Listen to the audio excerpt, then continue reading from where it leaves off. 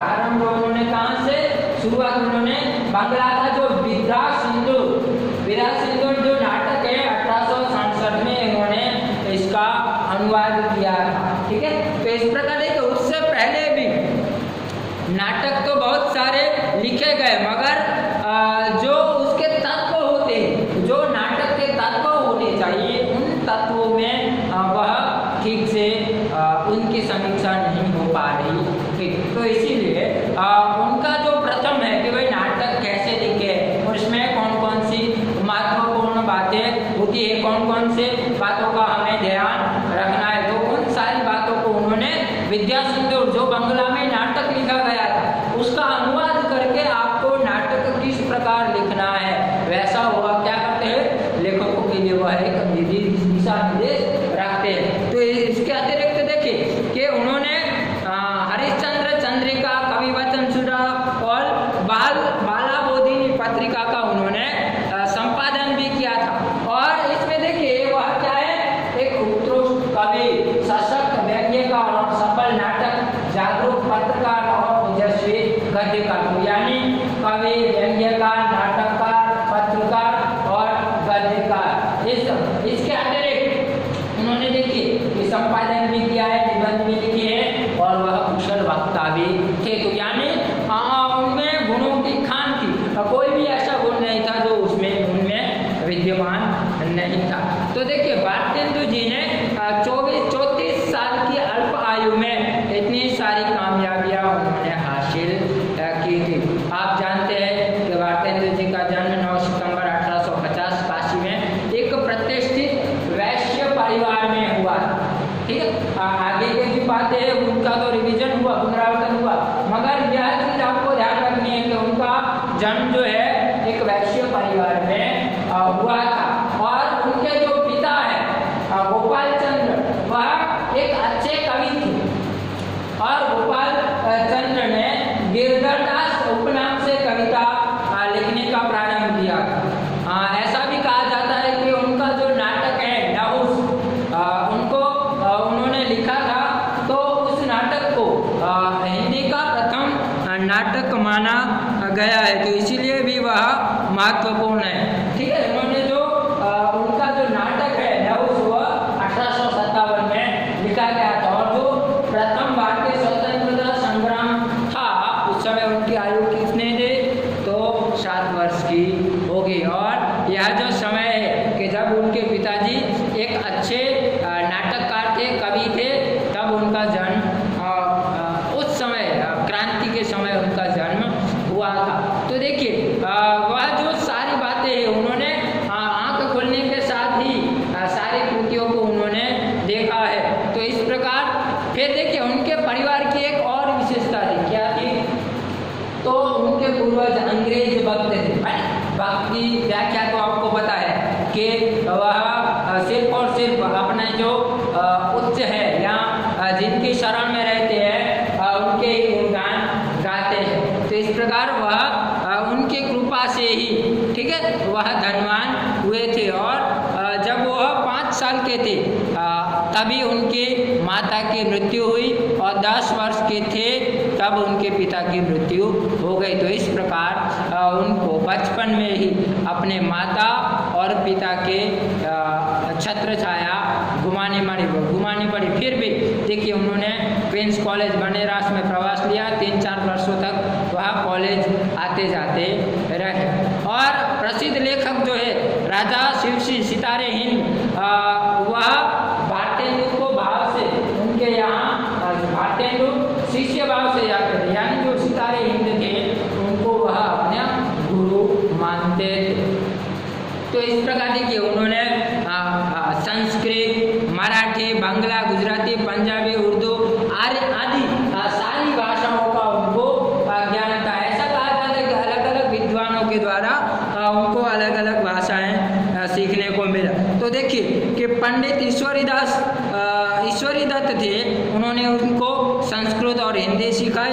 मौलवी ताज अली थे जिन्होंने उनको उर्दू सिखाई। और पंडित नंद किशोर जी थे, उन्होंने उनको अंग्रेजी शिक्षा दी। तो यानी एक साथ इतनी सारी भाषाओं का उनके पास ज्ञान था।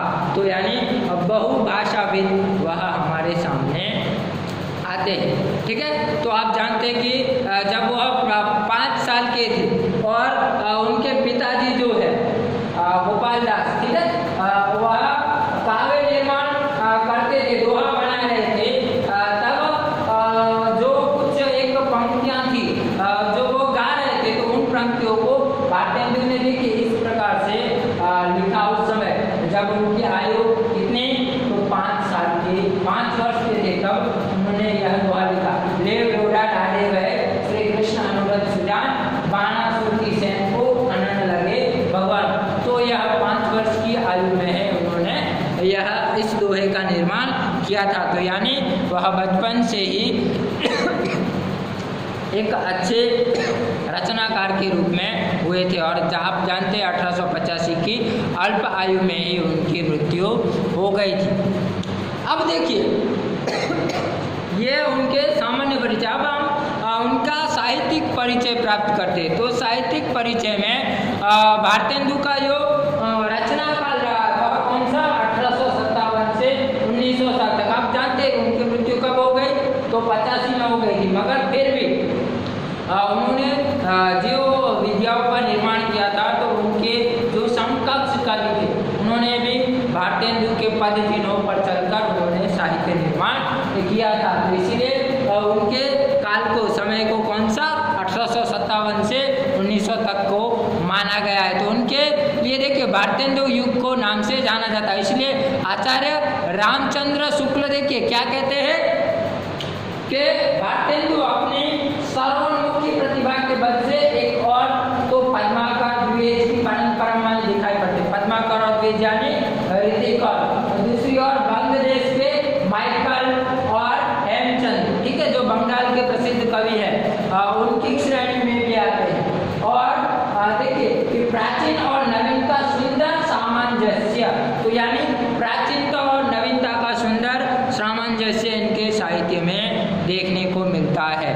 तो इस प्रकार देखिए कि 15 वर्ष की अवस्था ही भारतेंदु ने साहित्य क्षेत्र में पदार्पण किया था। और जब वह 18 वर्ष के थे तभी उन्होंने कवि वचन सुधा नामक प्रसिद्ध पत्रिका उन्होंने निकाली थी। वह 20 वर्ष की आयु में वह ऑनरेरी मैजिस्टर भी रहे थे और उनको आधुनिक हिंदी साहित्य के जनक के रूप में प्रतिष्ठा मिलती है। तो देखिए 1868 में, ठीक है, उन्होंने कौन से, तो कवि वचन सुधा नामक पत्रिका निकाली थी। फिर 1873 में उन्होंने हरिश्चंद्र मैगजीन वह पत्रिका निकाली थी। और 1874 में स्त्री शिक्षा को केंद्र में रखकर उन्होंने बाल बोधिनी नामक पत्रिकाएं निकाली थी। तो इस प्रकार देखिए कि उन्होंने तत्कालीन उस समय एक के बाद एक 3 पत्रिकाओं का निर्माण किया था।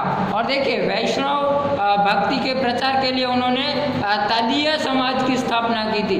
यह भी 1874 के आसपास माना गया है। और इन्होंने देखिए राजभक्ति के साथ साथ देशभक्ति की भावना भी उनके यहाँ दिखाई देती है। तो आप जानते हैं कि किस प्रकार उनके जो पूर्वज है वह अंग्रेजों के भक्त थे, मगर फिर भी उन्होंने देशभक्ति को केंद्र में रखकर भी रचनाएं की थी। तो इसलिए उनको कभी कभार क्या है कि अंग्रेजी हुकूमत का उत्पादन यानी उनको उनका कोप भी सहन करना पड़ता था। तो इस प्रकार देखिए कि उनकी लोकप्रियता से प्रभावित होकर काशी के विद्वानों ने 1880 में उनको भारतेंदु यानी भारत का चंद्रमा उपाधि मिले। तो आपको यह भी पूछा जाता है कि हरिश्चंद्र को भारतेंदु की उपाधि कब मिले, तो आप बता सकते हैं 1880 में। तो इसलिए देखिए कि यह जो है उनको 1880 में भारतेंदु नामक उनको उपाधि मिली। तो उन्होंने देखिए खड़ी बोली और उर्दू में भी उन्होंने रचनाएं की है। ठीक है, आपको देखिए जो मुख्य बातें हैं उनकी ही चर्चा हमें करनी है। तो उनको केंद्र में रखकर हम चर्चा कर रहे हैं कि जो ज़्यादातर आपको प्रश्न पत्रों में जो एक वाक्य जो आपको पूछे जाते हैं, तो उनकी जो रचना है, प्रमुख कृतियाँ हैं, उसमें देखिए मौलिक नाटक, मौलिक नाटक उन्होंने अलग अलग नाटकों की रचना की है। तो उसमें पहला है वैदिक हिंसा, हिंसा न भक्ति 1873 ईस्वी सन में प्रहसन यानी हास्य व्यंग्य से भरा नाटक लिखा। उसके बाद देखिए सत्य हरिश्चंद्र 1875 में उन्होंने नाटक लिखा। फिर श्री चंद्रमेली 1876 में नाटिका लिखी। विशेष्य विश्वमोधन 1876 में उन्होंने लिखा। फिर भारत दुर्दशा 1880 में लिखी, जो ब्रजरत्न के अनुसार 1876 का नाट्य राशक है।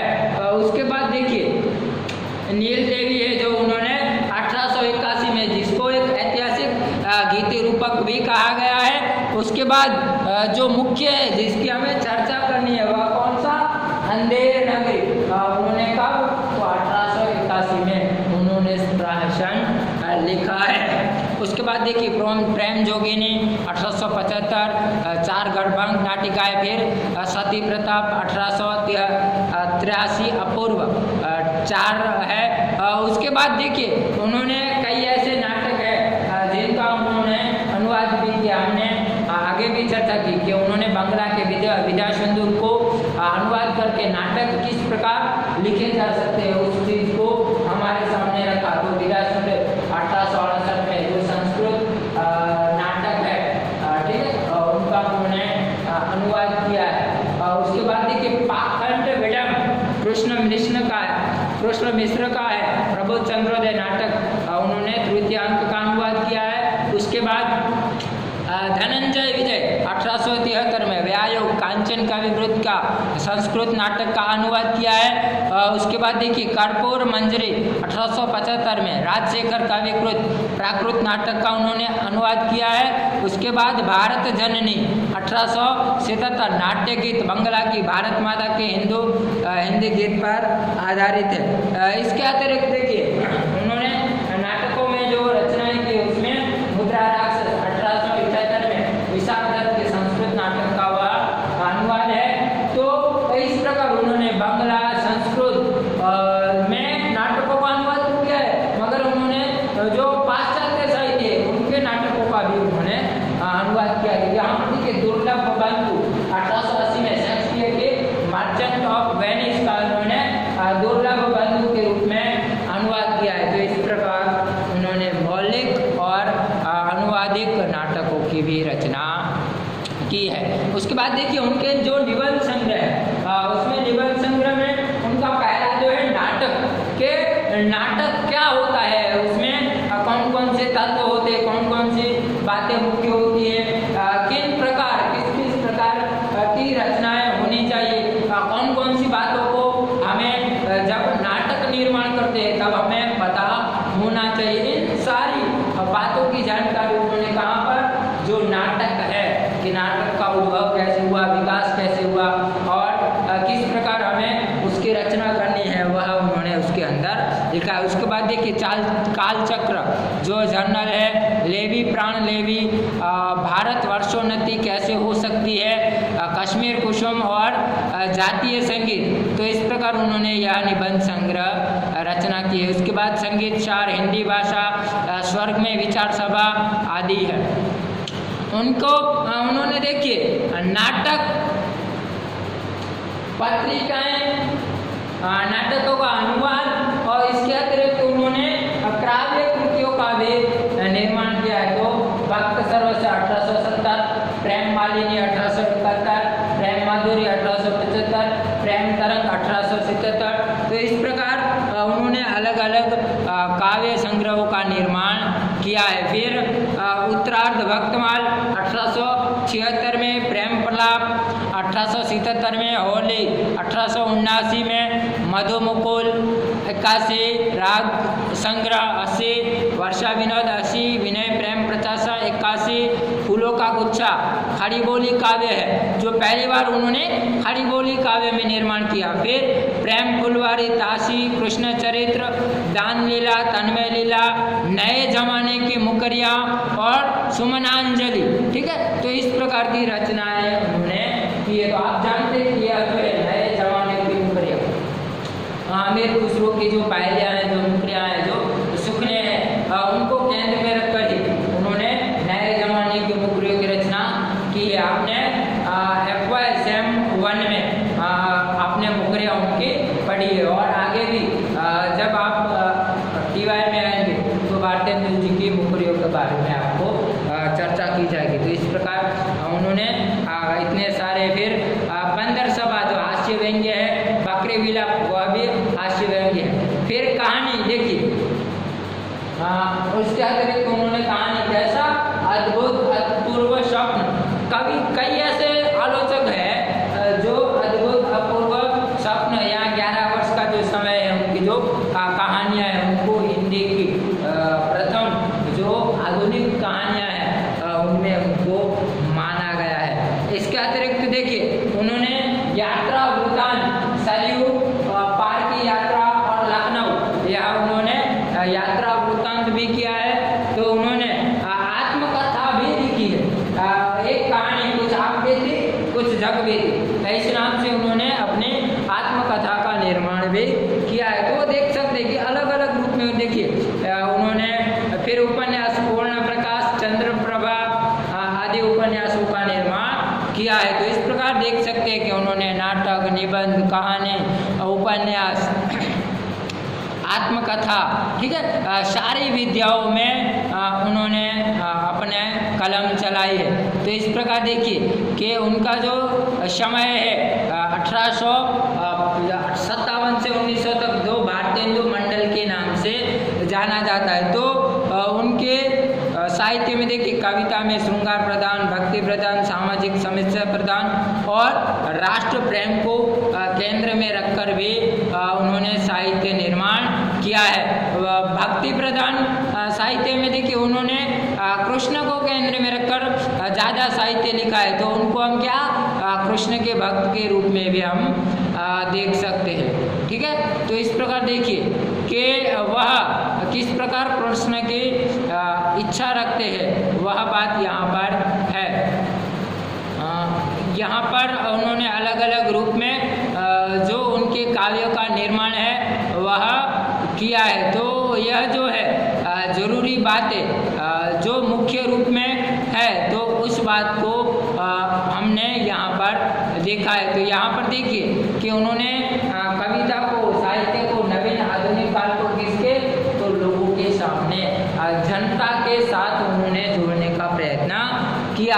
आगे जो ज़्यादातर कवि था वो कैसा, तो सामंती व्यवस्था को केंद्र में रखकर करता था। तो यहाँ पर देखिए बाकी के जो कवि है उन्होंने ब्रजभाषा में और कई सारी कृतियों का निर्माण उन्होंने खड़ी बोली में भी किया है। तो इस प्रकार उन्होंने अपने साहित्य में वह सारी रचनाएं की है। तो जो भी महत्वपूर्ण बातें थी उनके जीवन के बारे में, उनके साहित्य के बारे में, ठीक है, वह चीज़ें मैंने आपके सामने रखी है। इसके अतिरिक्त कई सारे प्रश्न जो एक एक वाक्य में पूछे जाते हैं, ठीक है, उन सारे प्रश्नों की भी चर्चा हम करेंगे जो मैंने आपको आगे देखिए उनका जो भाषा के रूप में जो उनकी मान्यता थी कि निज भाषा उन्नति है समय उन्नति का मूल, बिन निज भाषा ज्ञान मिटे न हृदय का शूल,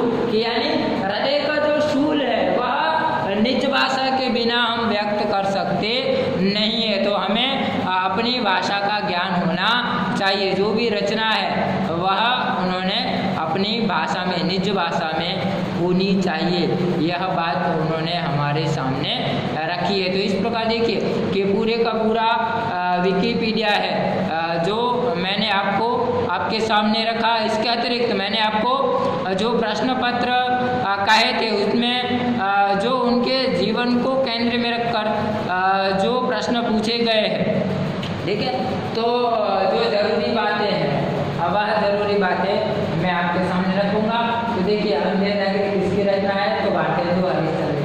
भारतेंदु जी का जन्म कब हुआ, तो 9 सितंबर 1850 में हुआ था। उसके बाद देखिए कि भारतेंदु जी 6ठे नंबर का जो प्रश्न है, भारतेंदु जी के ग्रंथों की संख्या कितनी है, तो ऐसा माना जाता है कि उन्होंने 175 के करीब उन्होंने नाटक लिखे। अंधेर नगरी का साहित्य प्रकार कौन सा है? तो प्रहसन नाटक है। ठीक है, तो इस प्रकार देखिए कि यह जो है दूसरे पेपर में भी हम देखें तो जो एक एक वाक्य है उसमें जो भारतेंदु जी को केंद्र में रखकर प्रश्न पूछे गए। वापस वही सवाल, प्रथम जो है भारतेंदु हरिश्चंद्र का जन्म कौन से वर्ष में हुआ था? तो 1850। अंधेर नगरी नाटक कौन से वर्ष में लिखा गया? तो 1881। ठीक है, फिर देखिए भारतेंदु हरिश्चंद्र अनुसार कौन सी भाषा के बिना अपनी उन्नति नहीं हो सकती? तो अभी 1 मिनट पहले मैंने कहा कि निज भाषा यानी अपनी भाषा के बिना किसी भी साहित्यकार की या हमारी उन्नति नहीं हो सकती। उसके बाद जो हमने आगे की चर्चा की कि भारतेंदु हरिश्चंद्र ने अपने पिता के कौन से नाटक को हिंदी का पहला नाटक बताया? तो कौन सा? तो नहुष जो नाटक है उन्होंने पहला नाटक बताया। इसके अतिरिक्त जो उनको जीवन को केंद्र में रखकर प्रश्न है जो अन्य प्रश्न पत्र में देखिए तो भारतेंदु का जन्म आप जानते हैं। मुद्रा राक्षस भारतेंदु हरिश्चंद्र का अनुदित नाटक है या मौलिक नाटक? ठीक है, तो अभी हमने चर्चा की कि कौन कौन से मौलिक नाटक है, कौन कौन से अनुदित नाटक है। तो आप जानते हैं कि मुद्रा राक्षस जो है संस्कृत का जो नाटक है उसका उन्होंने अनुवाद किया। ठीक है, फिर अन्य नाटक कितने अंकों में? तो 6 अंकों में, उसकी भी चर्चा हम आगे करेंगे। तो इस प्रकार हर एक प्रश्न पत्र में 2 से 3 जो प्रश्न है उनको उनके जीवन को केंद्र में रखकर पूछे गए। पुनरावर्तन हुआ है। प्रथम जो है अंधेर नगरी नाटक कब लिखा गया? तो 1850 में। देखिए भारतेंदु जी का, देखिए भारतेंदु जी का मूल नाम क्या था? तो यानी भारतेंदु जी है वह क्या है? उनको उपाधि दी गई है, उपमा दी गई है, मगर उनका मूल नाम क्या था? तो आप जानते हैं कि हरिश्चंद्र जो है उनका मूल नाम था। इसके अतिरिक्त जो बातें हैं अगले पेपर में देखिए कि अंधेर नगरी का वर्ष तो 1881। अंधेर नगरी उसको आपको ध्यान में नहीं रखना है। उसके बाद जो अगला प्रश्न पत्र है उसमें जो है कि देखिए भारतेंदु आधुनिक गद्य साहित्य के खाली जगह माने जाते हैं तो पिता या भीष्म पितामह माने गए। भारतेंदु का जन्म स्थल तो काशी। ठीक है, भारतेंदु के पिता का नाम तो बाबू गोपाल दास। ठीक है, किस उपनाम से? तो गिरधर दास उपनाम से वह लिखते थे। तो इनमें से देखिए जो चौथा प्रश्न है कि इनमें से कौन सी पत्रिका भारतेंदु जी की नहीं है? तो सरस्वती। क्यों? क्योंकि हमने चर्चा की कविवचन सुधा, हरिश्चंद्र मैगजीन और बाल बौद्धिनी सभा, यह जो है वह कौन सी भारतेंदु जी के पत्रिकाएं हैं। तो इस प्रकार देखिए 4 प्रश्न भारतेंदु जी के जीवन को केंद्र में रखकर लिखे गए हैं। तो इस प्रकार हम देख सकते हैं कि अलग अलग रूप में उनके जीवन के बारे में पूछा गया है। इसके अतिरिक्त भी जो जरूरी बातें हैं तो उनमें से भारतेंदु जी का हरिश्चंद्र का विवाह 1863 में मन्ना देवी से हुआ था। उनकी मृत्यु जो है क्षय रोग के कारण, टीबी जिसको हम कहते हैं, उसके द्वारा हुआ था। और इनका जो प्राथमिक शिक्षा थी वह किसमें? तो ठठेरी बाजार में उन्होंने प्राथमिक शिक्षा पास की थी। ठीक है, उन्होंने हिंदी डिबेटिंग क्लब, अनाथ बोधिनी, तदीय समाज, काव्य समाज, पेंशन रीडिंग क्लब आदि आदि अलग अलग रीडिंग क्लबों की चर्चा उन्होंने की थी। इसके अतिरिक्त जो मुख्य बातें, सबसे महत्वपूर्ण जो नाटक है कौन सा? अंधेर नगरी। तो इन्होंने हिंदी और बंगला के जो एक नाटक मंडली है उसको उन्होंने बनारस में जो कोई बिहार का राजा था उसको केंद्र में रखकर उन्होंने यह पूरे का पूरा नाटक एक दिन में लिखा था और उसी दिन को उन्होंने लिखा और रात के समय उस नाटक का मंचन हुआ। तो यानी यह पहला नाटक है जो एक ही दिन में उसकी रचना हुई और उसी दिन उनका मंचन हुआ। और वह जो है घाट के ऊपर इसका मंचन हुआ था। तो इस प्रकार अलग अलग जो भारतेंदु जी या अंधेर नगरी में जो महत्वपूर्ण प्रश्न थे जो ज़्यादातर आपको पूछे जाते हैं, वह सारे के सारे प्रश्न मैंने आपको आपके सामने रखा है। और यह जो आगे जो मैंने स्लाइड बताई थी आपको जो विकिपीडिया की उसके बारे में भी हमको देखना है। तो इस प्रकार यह जो है जो प्रथम पहले वीडियो में हमने चर्चा की पेपर प्रश्न पत्र क्या है, आपका सिलेबस क्या है, आपको कैसे कैसे प्रश्न पूछे जा सकते हैं। अभी इस वीडियो में जो उसके लेखक है भारतेंदु जी, तो उनके जीवन में जो जरूरी जो महत्वपूर्ण बातें जो आपको एक एक वाक्य में ज़्यादातर पूछी जाती है वह उन सारी बातों को मैंने आपके सामने स्पष्ट कर दिया है। तो इस प्रकार जीवन भारतेंदु जी के जीवन के बारे में भी हमने चर्चा की। इसके बाद जो मैं अगला वीडियो बनाऊंगा वह होगी कथा वस्तु। जो इस पूरे नाटक के जो 6 अंकों में कथा वस्तु है, तो अंक बार हम उसकी चर्चा करेंगे। तो आशा रखता हूँ कि अभी हमने जो चर्चा की वह सारी बातें आपको समझ में आ गई होगी। आप देखिए एक बार जो मैंने आपको PDF फाइल विकिपीडिया की PDF फाइल भेजी है, अगर आप नहीं मिली है तो आप मुझसे कांटेक्ट कर सकते हैं, मैं आपको वह भेज दूँगा। 1-2 बार पढ़िए और फिर जो मैंने आपको दूसरी प्रथम वीडियो में जो सारे प्रश्न पत्र है, ठीक है, उसकी भी PDF फाइल मैंने बनाई है सिलेबस की, तो वह भी मैं आपको भेज दूँगा। तो उससे आपको यह पता चलेगा कि आपको किस प्रकार इस पेपर को ध्यान में रखकर कौन कौन सी तैयारियाँ करनी है। तो आशा रखता हूँ कि जो थोड़ी बहुत दिक्कतें आ रही है शुरुआत में, थोड़ी बहुत लाइटिंग की भी समस्या है, तो धीरे धीरे मैं यह जो सारी समस्या उनको सुलझाऊंगा और प्रयत्न करूंगा कि आगे से मैं आपको अच्छी तरह से अगर कुछ कमियां हैं तो आप मुझे पर्सनली भी बता सकते हैं कि सर जी आपको